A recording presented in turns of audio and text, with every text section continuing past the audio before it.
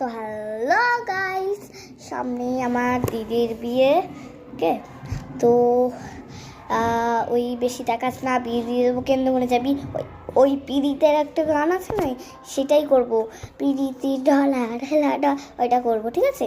তো তোমাদের সাথে শেয়ার করতে পারলে করব। পার্ট 2 বা পার্ট 3 এরকম হবে।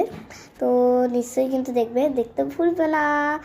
তো খুব মজা করব। আর আমি কিন্তু এই নাচটাই নাচবো, আর ভীষণ বাজি ফাটাবো, রকেট ফাটাবো, একদম সেল রকেট। তো আমি তো ভীষণই মজা করব।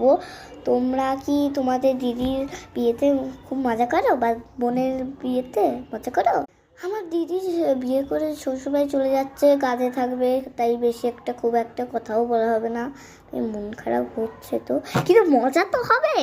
অনেকজন নাচ করবে, তার মধ্যে আমি নাম দিয়ে দেবো, আমিও নাচ করবো। তো বমপস্তকে তোমরা চেনো তো? আমি বমপস্তকে সব সময় লাইক করি। তো বমপস্তকে আমি খুবই ভালোবাসি। তার বিয়েতে নেচেছিল কেমন বলতো? আমি কিন্তু নাচবো।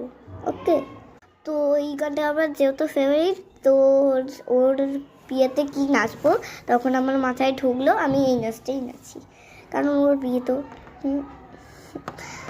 যেমন মন খারাপ লাগে তেমন হাসিও, কিন্তু জীবনে একটু হাসি খুশি দরকার। এত পাকা পাকা কথা বললাম, কিন্তু আমি কিন্তু পাকা কথা বলতে খুবই ভালোবাসি। আমাকে এই জন্যে সবাই পাকা ফুরি বল। তোমরা আমাকে কি বলবে বলো?